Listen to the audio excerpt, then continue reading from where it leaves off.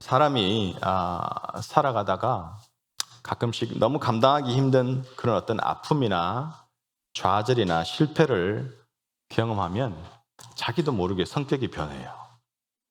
너무 힘든 일을 만났는데 그 전과 그 후는 대부분의 사람들이 성격이 달라져요. 때때로 사람이 좀 강팍해지고 과격해지고 마음이 다치고 우울증도 생기고 인간관계 힘들고 심지어는 정신질환까지도 많이 생기는 것을 우리가 볼 수 있어요. 근데 다른 사람에게 그 원인을 돌리고 분노하고 미워하는 경우 있지만, 근데 연구조사를 보면 대부분의 케이스는 어떤 자기 삶 속에 불닥친 감당할 수 없는 아픔이나 그 좌절, 실패 이유를 자기 자신에게로 돌린다고 합니다. 그래서 자기의 내가 그때 안 그랬으면 됐을 텐데, 내가 그때 이런 선택을 했으면 됐을 텐데, 내가 그때 그런 생각을 안 했으면 됐을 텐데, 내가 그때 이렇게 반응했으면 좋았을 텐데, 이런 것들이 모아져 가지고 자기 자신한테 화가 나고 자기 자신을 용서하지 못하고, 그래서 자기 자신에 대한 분노를 가지고 살아간다라고 합니다. 그래서 어렵고 힘든 고난은 고난대로 다 겪고 마음은 다 부서지고 너무 안타까운 상태로 없는 것 없이 오히려 일그러진 모습으로 살아간다라고 합니다. 여러분, 고난이나 시련이 그 고난 자체로 정말 무섭고 힘든 것보다 고난이나 시련이 우리 삶에 가져다주는 진짜 무서운 이유들이 있어요. 우선 첫째로는 고난이 왔을 때, 시련이 왔을 때, 어려움이 왔을 때 그 고난 중에 유혹당하여 죄 짓는 위험성을 가지고 있다라는 거예요. 그래서 고난 중에 있을 때 내가 여러 가지 경제적인 유혹, 또 나아가서는 성적인 유혹, 아니면 감정적인 유혹, 이런 유혹들에 빠져서 오히려 고난 때문에 더 죄 짓는 자리로 나아간다는 것입니다. 이것이 고난이나 시련이 가지고 있는 너무나도 무서운 위험성이에요. 그래서 하나님이 어떤 뜻이 있어서 나한테 고난을 허락했는데 그 고난을 무의미하게 만들고 그저 힘들게만 하고 하나님과 상관없는 고난을 만들어 버린다라는 것입니다. 둘째로는 이 고난이 정말 두렵고 무서운 이유는 자기 자신을 잃어버리게 만들어요. 그래서 말씀드렸듯이 그 어떤 좌절이나 실패나 아픔의 그 원인을 자기 자신에서 찾다 보니까 스스로에 대한 분노와 자질감이 가득 차 있게 된다라는 것입니다. 그래서 인간관계가 건강치 못하게 되고 편향적인 인간관계, 굉장히 사람을 가리게 되고 쉽게 내가 판단 정지하는 그런 습관들이 생기게 되고, 그래서 어떤 힘든 상황이나 힘든 사람을 만나게 되면 이제 그냥 피해버리게 한다는 거죠. 그냥 정면승부가 아니라 그냥 피한다는 거예요. 사실 이런 부분들이 요즘에 너무나도 참 많이 보이는 사람들의 모습이에요. 그래서 혼자 있기를 오히려 더 즐거워하고, 즐거워한다기보다도 혼자 있는 게 더 편하게 된 그런 상황이에요. 사람들 만나는 게 싫어져 버렸어요. 오늘 본문 말씀 야고보서 1장 말씀을 보면 야고보서 이 서신서의 첫 장 1장의 시작을 굉장히 놀라운 말씀으로 이 사도 야고보가 시작하고 있어요. 2절 말씀 보면 내 형제들아 너희가 여러 가지 시험을 만나거든 온전히 기쁘게 여기라 라고 말씀하고 있어요. 이게 무슨 말입니까, 여러분? 어려운 시련이나 고난이나 아픔이 닥쳐왔을 때 피하지 말라는 거예요. 그걸 외면하거나 회피하지 말고 정면 승부라는 거예요. 정면 승부하고 나아가서는 그거를 기쁘게 받아들이라. 여러분, 사실 불신자, 아직까지 예수 그리스도를 모르는 사람, 세상 사람들이 이 얘기를 들으면 말도 안 되는 소리예요. 야고보서 1장 딱 폈다가 바로 덮어버리죠. 뭔 말도 안 되는 소리야. 힘들어 죽겠는데 무슨 기쁨으로 고난을 맞아? 그리고 그냥 끝. 이런 내용이에요, 보면은.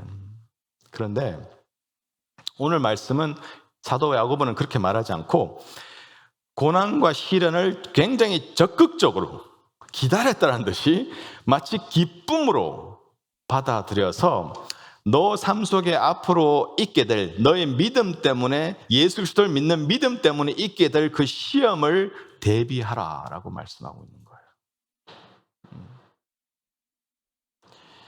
요즘 수많은 목회자들이 소위 말하는 번영신앙을 얘기하죠. 예수 믿으면 다 잘 된다는 거예요. 예수 믿으면 문제가 다 해결된대요. 예수만 믿으면 된다라고 얘기합니다. 그것에 수많은 사람들이 몰려다닙니다.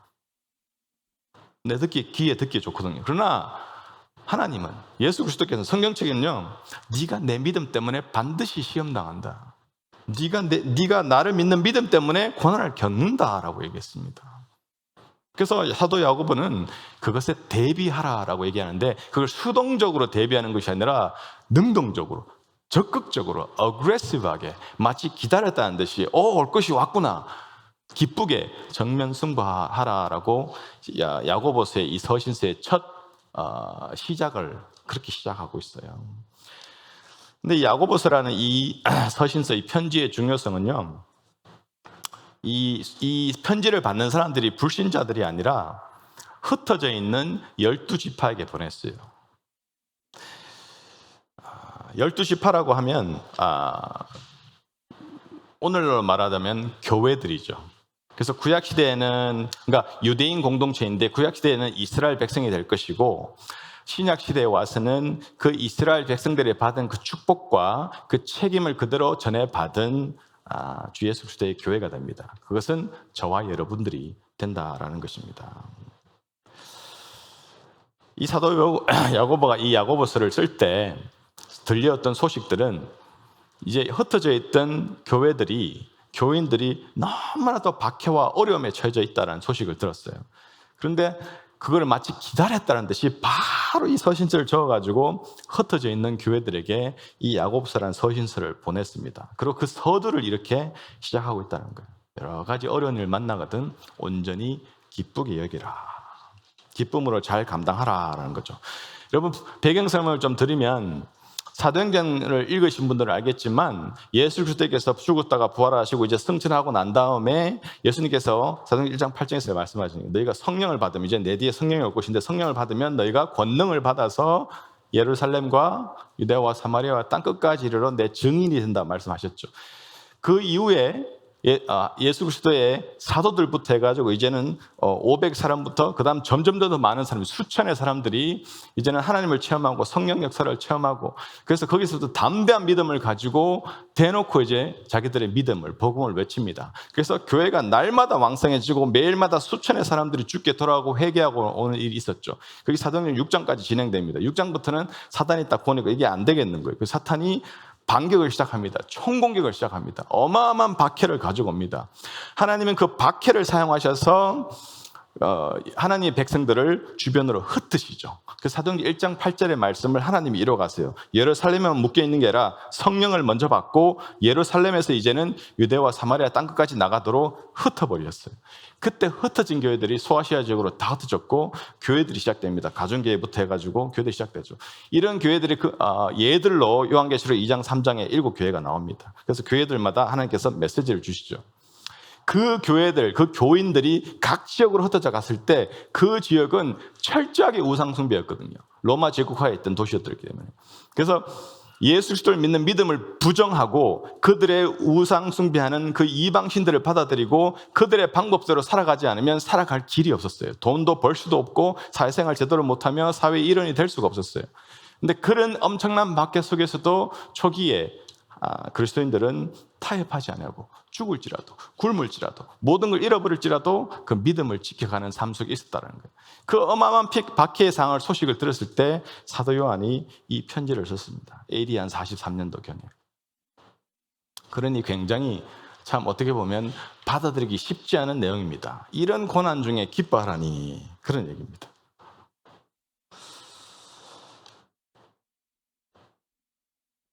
어떻게 고난 가운데 있는, 정말 너무나 심한 박해 가운데 있는, 내 어쩌면 목숨이 걸려있는 그런 상황 속에서 기뻐할 수 있나라는 생각을 할 수 있어요. 어떻게 이게 가능한가 합니까? 근데 성경은 그렇게 말씀합니다. 고난 가운데 기뻐할 수 있는 이유는 우리들이 그리스도인들이기 때문에, 하나님의 자녀들이기 때문에. 하나님의 자녀들은요, 그리스도인들은요, 우리 삶 속에 고난과 연단이 왔을 때, 시련이 왔을 때 그 이유가 무엇이고 그 고난의 끝, 그 고난의 결과가 무엇인지를 분명히 아는 사람들이기 때문에, 이게 그냥 하나님 나 그냥 괴롭히려고 주는 고난이 아니다라는 거예요. 하나님이 내 삶 속에 지금 이런 시련을 허락하시는 이유가 있지. 나 그 끝을 알아. 나는 믿음으로 알 수 있어. 그렇기 때문에 기뻐할 수 있다라는 것입니다. 그래서 고난에 대한 성도의 올바른 자세는 기뻐하는 것이다라는 것이죠. 그럼 우리가 어떻게 시험과 고난 중에 기뻐할 수 있을까? 이것을 우리가 좀 살펴보기를 원합니다. 첫째로 시험과 고난 중에 기뻐할 수 있는 방법. 첫 번째는 날마다 자기를 살피는 훈련을 하며 살아야 된다는 거예요. 매일 삶 속에서 나 자신을 살펴보는 훈련을 해야 된다는 거죠. 여러분, 그리스도인들 중에는 두 가지 부류가 있습니다. 두 가지.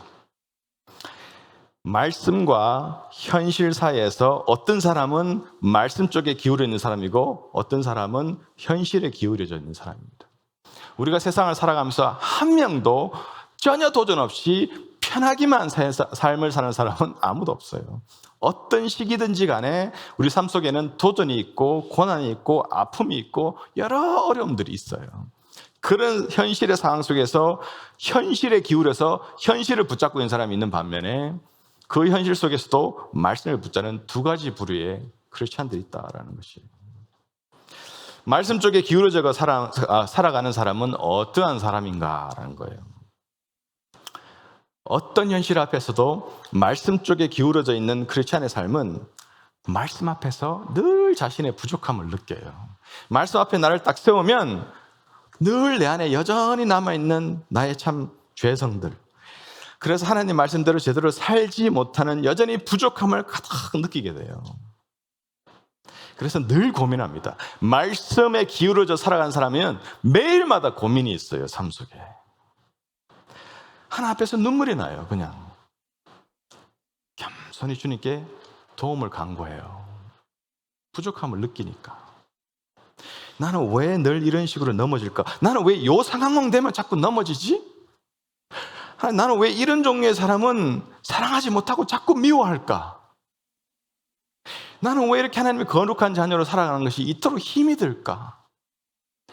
주님, 나는 왜 이 부분이 이렇게도 안 변할까요, 도대체? 왜 이런 반복적인 죄, 이걸 자꾸 반복할 거야, 하나님? 하나님, 어떡할까요, 하나님? 하나님 도와주세요. 이것이 매일의 고민인 거예요, 이런 사람은. 이런 번민 중에 있는 사람, 말씀 안에서 정말 자신을 돌아보면서 번민하고 고민하고 하나님 앞에서 참 도움을 간구하는 사람, 그 사람에게 갑자기 어떤 고난이, 도전이, 어려움이, 아픔이 확 닥치면 딱 생각하는, 야, 지금까지 나를 딱 붙잡고 있던 어떤 사슬이 이젠 딱 끊길 때인가 보다. 이제는 하나님께서 드디어 이런 어려운 도전을 통해서 내 모든 사슬을 다 끊어버리고 하나님 앞에 담대하게 이제는 나아가서 자유롭게 하시려나 보다. 이 반복적인 죄에서부터, 변하지 않는 이런 모습에서부터 자꾸 하나님 백성, 거룩한 백성 살고 싶지만 계속해서 세상을 더 사랑하는 이런 모습으로부터, 말씀 순종하지 못하는 이런 모습에서 이젠 드디어 나를 건지시나 보다. 나를 성숙케 하시나 보다. 그래서 히브리서 4장 16절 말씀처럼, 그렇죠? 우리가 고난에 닥쳤을 때 뭐예요? 하나님의 은혜의 보좌 앞에 담대히 나간다는 거예요. 왜? 하나님의 은혜의 보좌 앞에 담대히 나가면 하나님께서 나에게 필요한 도움과 자비를 베푸심을 안다라고 얘기했어요. 이 말씀이 기억나는 거예요. 하나님, 올 것이 왔군요. 저한테는 이게 필요했어요. 사랑의 매가 필요했어요, 하나님. 오히려 이렇게 받아들인다는 거예요. 그래서 자기에 닥친 그 고난과 어려움을 너무나도 적극적으로 받아들인 나머지, 마치 기다렸다는 듯이 받아들인 나머지, 그것이 오히려 기뻐하는 모습으로 보인다라는 것입니다. 그래서 실제로 그런 사람들은 환난 중에 감사해요. 환난 중에 기뻐합니다, 진짜로. 하나님, 내가 뭐라고 이런 어려움 통해서, 고난 통해서 저를 더 아름답게 빚어가십니까? 제가 뭐라고 이 어려움을 통해서 제가 보지 못했던 것을, 깨닫지 못했던 것을 깨닫게 하십니까? 하나님 감사합니다. 그래서 크리스찬의 신앙을 다른 편으로는, 한국말은 저는 잘 모르겠지만 oxymoronic Christianity라고 얘기해요. 앞뒤가 안 맞다 그래요. 힘들어 죽겠는데 기뻐하는 모습. 이게 크리스찬 신앙만 가지고 있는 거예요. 그런데 말씀을 가까이 하지 않고 오히려 본인이 직면한 그 현실에 기울어져 있는 사람, 힘이 들고 하나님도 알고 그분께 가야 되는 거 알지만 오히려 자꾸 그 현실을 붙잡고 왜 이러고 있는 사람들이 있다라는 거예요. 그런 사람들은 자기 삶 가운데 고통이 오고 시련이 왔는데 도대체 내가 왜 이런 고통을 받아야 되는지 모르는 거야. 그냥 불평이 나오는 거예요. 하나님 오히려 이렇게 불평해. 하나님 왜 내한테 이런 일을 닥쳐야 됩니까? 내가 뭐 그렇게 잘못했다고. 이런 푸념을 한다는 거예요.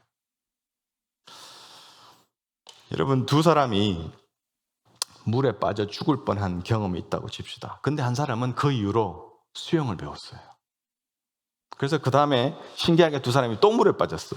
근데 한 사람은 수영을 배웠기 때문에 이제 수영해서 여유있게 물에서 나와요. 근데 다른 사람은 전에 물에 빠진데도 불구하고 수영 배울 마음이 없었어요. 그냥 근데 또 빠졌어. 그래서 허족거리고 물 먹고 거의 죽어가다가 겨우 구조대 나옵니다.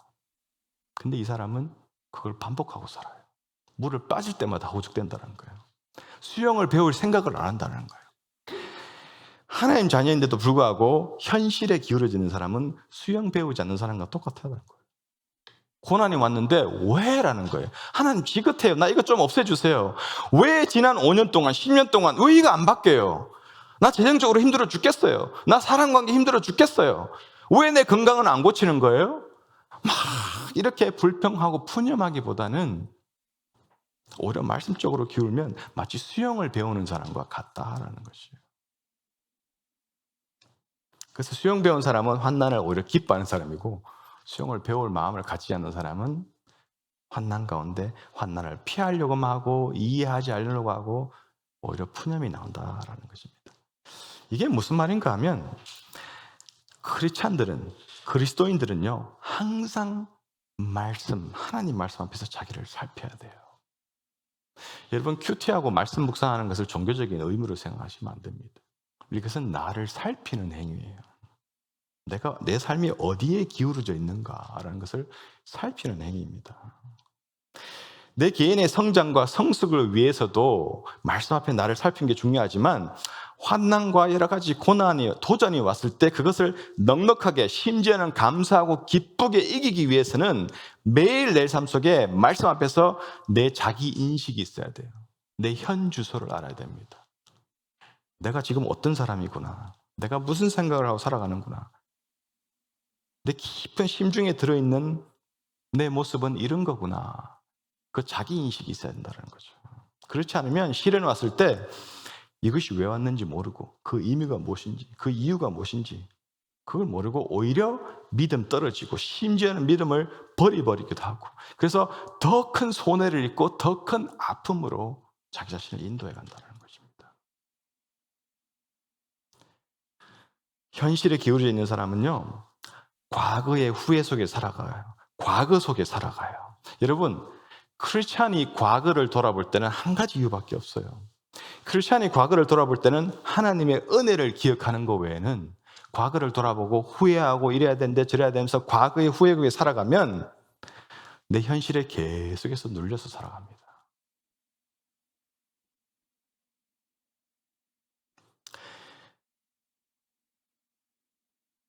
그래서 말씀 쪽에 기울어져 있는 사람은 어떤 어려움이 닥쳤을 때, 내가 말씀을 받지만, 내가 말씀을 듣지만, 내가 말씀을 배우지만 그 말씀으로 해서 내가 변하지 않고 있는 이 모습 때문에, 내가 어떤 나 스스로의 잘못이나 여러 가지 외부의 현실 문제 때문에 그것에 꽉 눌려 잡혀서 더 이상 앞으로 나아가지 못하는 내 삶의 현실을 이제는 하나님께서 탈피하고 자유케 하시려는 거구나라는 생각으로 기쁘게 받아들인다라는 것입니다. 여러분, 하나님 자녀로 살아가시면서 시련이 닥치면, 고난이 닥치면 이러한 이유로 기뻐하십시오. 하나님, 이 고난 뒤에는 더 큰 성숙이 있을 줄 믿습니다. 이 고난의 끝에는 더 큰 소망이 있을 줄을 믿습니다. 그렇지 않고 계속 세상의 기준에 자신을 맞추고 살아가는 사람들은 성장이 없습니다. 그저 지겨운 고난이에요. 그저 지나가는 무의미한 고난만 된다라는 것입니다. 지금 야고보 선지자가 이 야고보서 쓸 때, 흩어져 있는 이 12지파, 그 교회들에게 이 서신을 쓸 때, 흩어져 있는 그 크리스찬들에게 가장 큰 고통은 그 고통 자체가 아니었어요. 그들이 이 야고보서 말씀을 받고 읽으면서 그들이 깨달은 가장 큰 고통은 내 이 박해 가운데, 이 고난 가운데 이것에 눌려가지고 내가 자유하지 못하고 있었구나. 그것이 그들에게 가장 큰 고난을 타고 왔어요. 아직도 여전히 내가 박해 가운데 있고 믿음으로 산다 하지만 내 안에 여전히 엄청난 욕심이 있고 세상에 야망이 있고 나의 죄의 습관에 매여가지고 내가 말씀을 풍성하게 경험하고 누리고 살지 못하고 있었구나라는 그 깨달음에 그들이 오히려 괴로웠다는 것입니다. 오늘날 수많은 크리스찬들에게 답답한 것이 뭘까요? 하나님 보시기에 정말 답답한 것이 무엇일까요? 하나님 안에서 그분 말씀하시는 날마다 더 풍성해지고 더 자유로워지는 것이 아니라 내 자신으로부터 자유로워지고 죄악으로부터 자유로워지고 세상으로부터 자유로워지고 다른 사람들로부터 자유로워지고 사탄으로부터 자유로워지고 이런 것이 아니라 계속해서 뭔가 묶인 삶, 속박된 삶, 그런 삶 살아가는 그 모습, 그 속에서도 은혜의 자리로 나아가지 않는 것, 그럼에도 불구하고 계속 그 현실에 붙잡혀 있는 것, 거기에서 바둥바둥하는 것, 이것이 하나님을 너무 답답하게 한다는 거예요. 그래서 이 야고보서의 편지는 이 내용은 오늘 수많은 크리스찬들, 저와 여러분에게 하나님께서 보낸 하나님의 친필의 편지라고 우리가 받아들여야 한다는 것입니다. 여러분 지금 여러 모양으로 힘든 문제들을 안고 있고 갈등을 하고 있고 좌절하고 있거나 실패하고 있거나 정말 깜깜해서 도대체 어찌할 줄 모르겠고 너무 큰 고통 가운데 있거나 그런 상황 가운데 여러분 계십니까? 그러면 그 고통, 아픔, 도전 그 자체에 매달려 있지 마십시오. 고통을 묵상하지 마십시오. 고난을 되새기지 마시고 하나님께서 이걸 허락하신 이유가 있다. 이 도전과 고난을 통해서 하나님께서 주시려고 하는 게 있다. 나에게 깨닫게 하시려고, 나에게 자유함을 주시려고 하는 게 있다. 이런 생각으로 자신을 돌아보십시오. 그리고 기쁨으로 현재의 고난을 받아들이고 나아가시는 여러분 되기를 축원합니다. 둘째로 시험과 고난 중에 기뻐할 수 있는 방법은 시험이 주는 유익을 기억하며 살아야 돼요. 하나님 자녀들에게는요, 무의미한 시험은 반드시 없어요. 전혀 없습니다. 야고보서 1장 말씀해 보면, 자, 지금은 한국말로는 시험과 연단이라고 그러나요? 그러니까 테스트와 트라이얼이 있죠. 내 말씀 보면 테스트, 이 시험은 하나님이 만들거나 하나님이 직접 주지 않습니다. 하나님이 누구한테 시험 받지도 않으시고 시험을 주지도 않는다 그랬어요. 사탄이 줘요. 근데 하나님의 선하신 목적과 뜻에 따라서 이 시험을 허락은 하십니다. 그러나 하나님은 이 연단, 이 트라이얼은 주세요. 이 연단이 내 삶 속에 각양각색의 모양이 될 수 있습니다. 근데 이 연단이 왔을 때, 심지어는 시험이 왔을 때 우리가 온전히 기뻐해야 되는 그 이유를 3절, 4절에서 설명해 주고 있어요. 왜 우리가 시험 당했을 때 기뻐해야 되는지. 3절, 4절 다시 보면요, 이는 너희 믿음의 시련이 인내를 만들어내는 줄 너희가 알미라. 인내를 온전히 이루라. 이는 너희로 온전하고 구비하여 조금도 부족함이 없게 하려 함이라. 여기서 중요한 표현은 믿음의 시련이다라는 것입니다. 참 저한테 있으면 참 담대함이 필요한 부분인데요. 하나님 자녀들이 살아가면서 겪는 그 모든 시련과 어려움이 다 자신의 믿음 때문에 온 것은 아닙니다. 많은 어려움과 고통과 시련은 자기의 교만 때문에 온 것도 많아요. 불신앙 때문에 온 것도 많아요. 불순종 때문에 온 것도 굉장히 많습니다. 하나님을 대적한 행동 때문에 온 게 정말 많아요. 그래서 말씀에서는 선을 그어요. 너의 믿음의 시련 때문에. 네가 믿음을 지키기 위해서 정말 어떤 것을 불사하고도 그 믿음을 지키려고 할 때 네가 고난을 만났느냐, 온전히 기쁘게 여기라라는 것이에요. 하나님은요, 우리 삶 가운데 그 연단, 트라이얼을 허락하실 때는 이 갑작스런 어떤 연단을 통해서 무엇을, 분명한 의도, 여러분이 물어볼 것도 없이 우리가 분명히 기억하고 알아야 되는 것은, 갑작스런 연단을, 예상치 못했던 어떤 연단을, 시련을 허락하실 때는 우리의 믿음에 진정성과 진실성을 확인하기 위해서 그렇다는 걸 여러분이 기억하셔야 돼요. 내 믿음이 진짜 믿음인가? 살아있는 믿음인가? 그걸 확인하기 위해서 연단을 허락하신다는 사실을 기억해야 됩니다. 사람은요, 어려움을 당해보면 자기의 진짜 true color가 나와요. 진짜 색깔이 자연스럽게 나옵니다. 근데 그런 어려움, 연단을 통해서 사람은 깨닫고 단단해져 가요. 그래서 사람은 슬프지만 연단을 통해서만 자랍니다. 소위 말하는 등 따시고 배부른데 성숙하게, 딥하게 자라는 사람은 없어요. 힘들 때 자라요. 그래서 시련과 연단을 통해서 사람은 반드시 그것이 의미 있고 하나님 뜻이 온전히 이루어지는, 하나님 목적이 이루어지는 그런 연단과 시련이 되기 위해서는 하나 앞에서 자기를 돌아보는 것. 특히 말씀 앞에 돌아보는 것. 옛날에는 어려움이 닥치면 현실적으로 해결하려고 그랬는데 이제는 말씀으로 달려가고 말씀을 비춰보며 말씀을 꽉 붙잡는 것. 그것을 해야 된다라는 것입니다. 3절, 4절 말씀 보면요. 성장과 변화의 가장 큰 열매. 연단이 왔을 때, 고난이 왔을 때, 기쁘게 받아들였을 때에 그것의 가장 큰 열매는 인내심이다라고 얘기하고 있어요. 이것이 시험의 가장 큰 유익이다라는 것입니다. 여러 연단과 시험을 통해서 우리는 성령의 열매들을 맺히죠. 사랑, 희랑, 화평, 오래 참음, 그리고 자비, 양성, 중성, 온유, 절제 9가지 열매가 맺힙니다.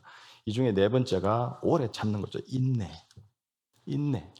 시련을 통해서는, 시험을 통해서는, 고난을 통해서는 인내라는 너무나도 소중한 열매를 맺게 하신다는 것입니다. 여러분, 신앙이 아직까지 어리고 신앙이 미성숙한 사람의 특징이 뭐예요?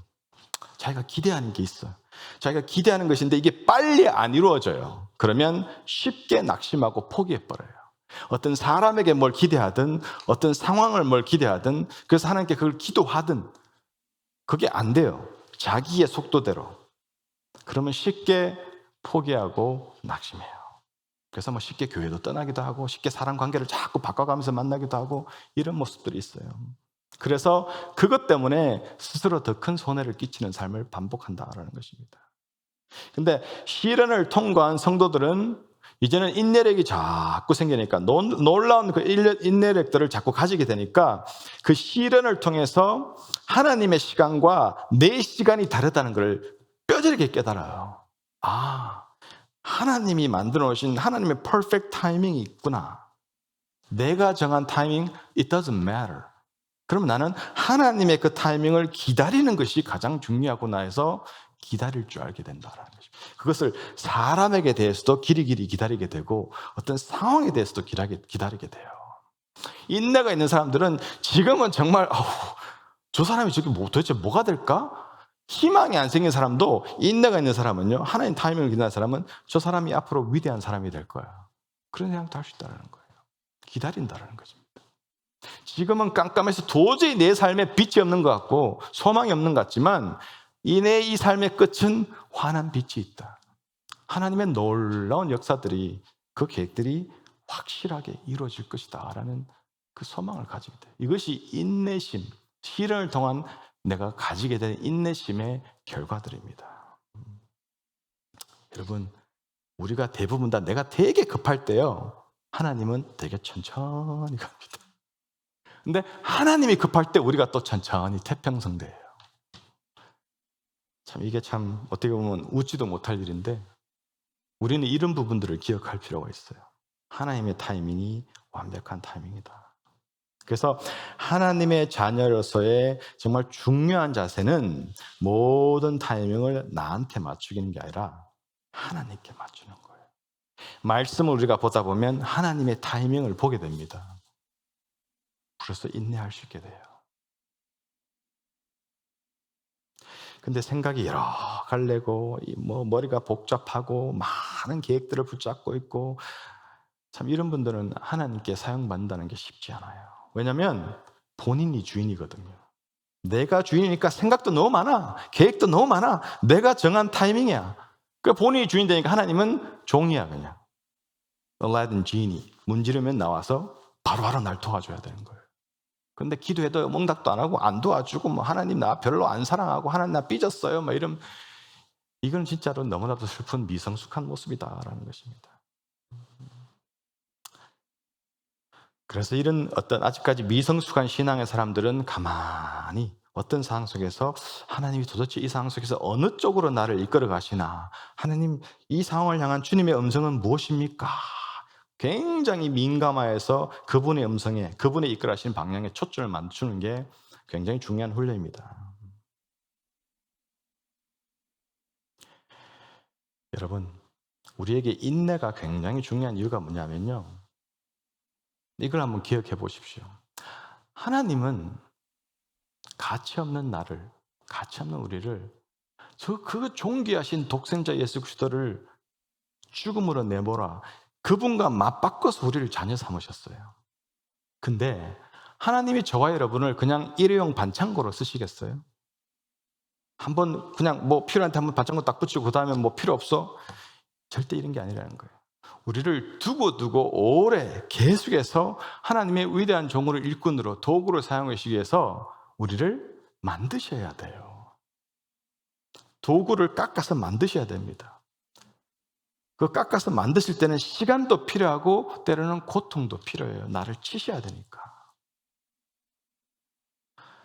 우리를 일시적으로 사용하고 버리시는 하나님이 아니라 가면 갈수록 더 고귀한 그릇으로 만들기 위해서 시련과 연단을 허락하신다는 사실을 기억하시고 우리가 그분 앞에서 인내해야 된다라는 것입니다. 여러분, 오늘 말씀처럼 우리가 개인적으로든 공동체적으로든 인내를 완전히 잃어가는데 우리가 최선을 다하고 서로 권면하고 서로 위로하고 서로 힘을 줄 때 끝까지 주님이 주신 우리 삶 속의 그 사명들을 우리가 삶에 정말 온전히 실천하면서 우리 삶 속에 하나님의 영광을 드러내는 것이에요. 그것으로 인내와 겸손을 우리가 얻어서 주님께 귀하게 사용받고 또 우리 매일의 삶의 현장이 하나님의 뜻이 온전히 성취되는 그런 삶의 현장이 될 줄로 믿습니다.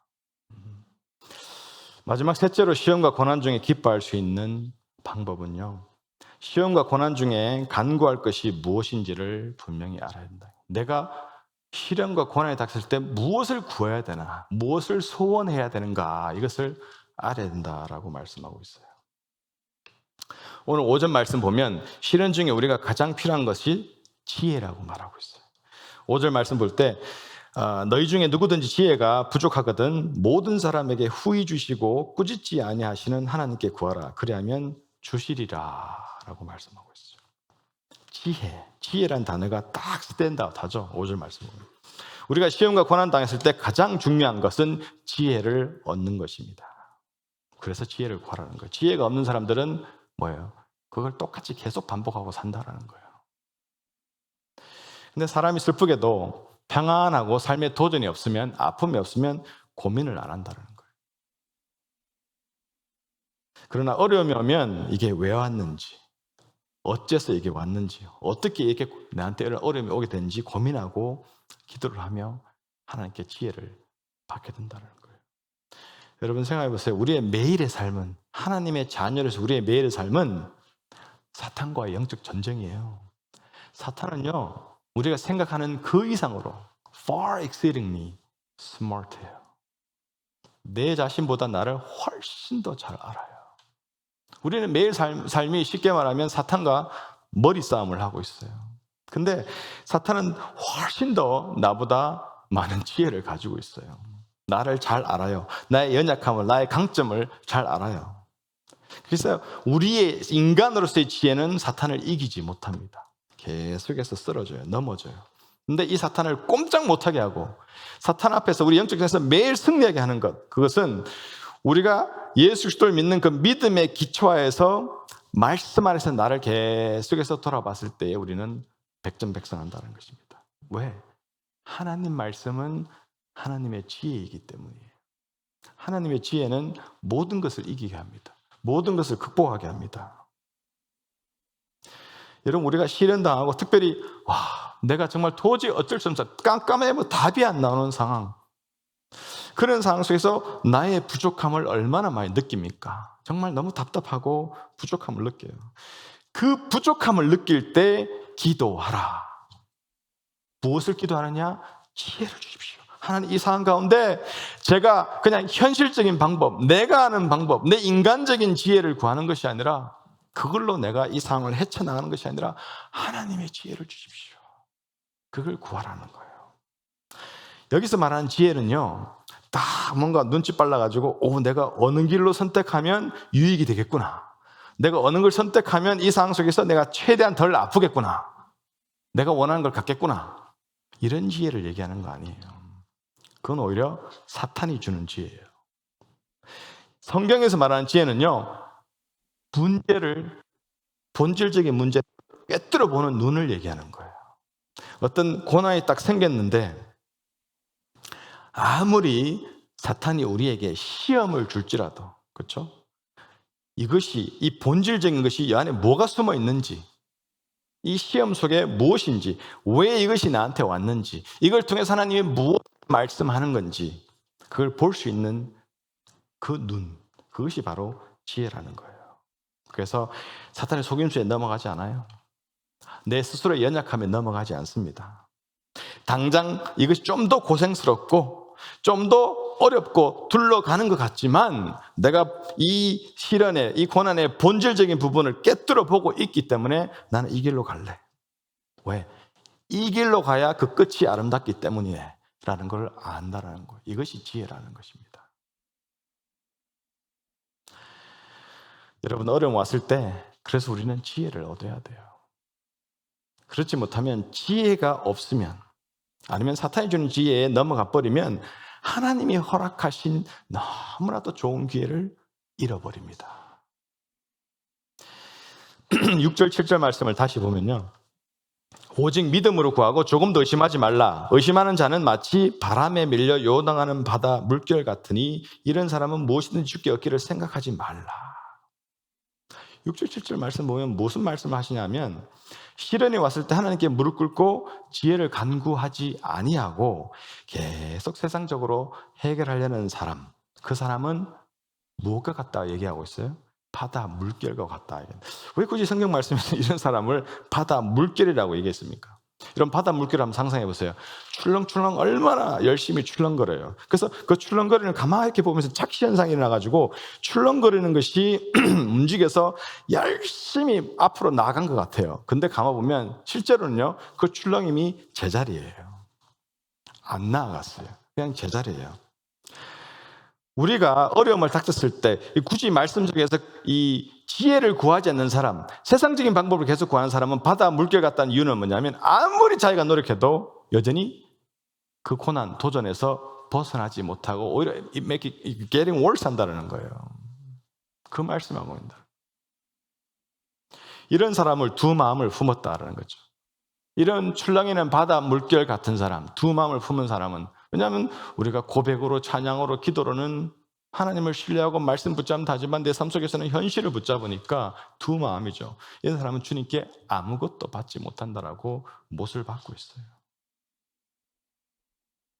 그래서 시련이 왔을 때 여러 가지 내가 애널라이즈 할 수 있고, 정말 이제 이것 때문에 내가 죽을 수도 있을 것 같은 불안이 엄습하기도 하고, 심지어는 막 여러 가지로 내가 깜깜하게 답이 안 보일 수 있지만, 하나님, 저는 한치 앞을 보지 못하고, 저는 내일 보지 못하고, 이 고난과 시련의 그 끝이 뭔지 모르지만, 그러나 저는 신뢰합니다.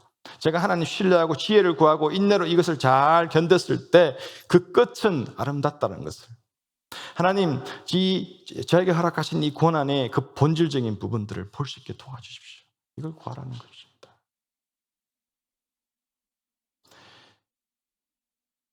지혜가 없고 인내가 없는 사람은요, 삶 가운데 고난이 닥치면 그저 힘들어가면서 빨리 지나가기만을 기다려요. 고통스러워하기만 합니다. 삶의 여러 부분을 여전히 여기저기 뚫려 있어요. 그런데도 불구하고 그저 힘들어만 하고 있다는 거예요. 이런 사람을 성경 말씀은 두 마음을 품은 자다라고 얘기하고 있어요. 사랑하는 성도 여러분, 여러분 삶 속에 시련이 오고 고난이 오면 저와 여러분의 반응은 이것이야말로 하나님이 허락하시는 내 삶의 사슬을 끊어버리는, 하나님께서 나를 이제 더 성숙하게 하시고 더 인내함을 주시고 더 지혜를 주시고자 하는 하나님이 허락하신 것이구나 하고 결단하고 받아들이시기 바랍니다. 그럴 때에 하나님께서 지혜를 주시고 본질을 꿰뚫어 보게 하시고 그걸 통해서 인내라는 아름다운 열매를 맺게 하신다라는 것이죠. 말씀을 맺습니다. 여러분, 어떠한 성도가, 어떤 크리스찬이 정말 인내와 지혜를 겸비한 성숙하고 풍성한 성도일까요? 고난을 잘 통과한 성도입니다.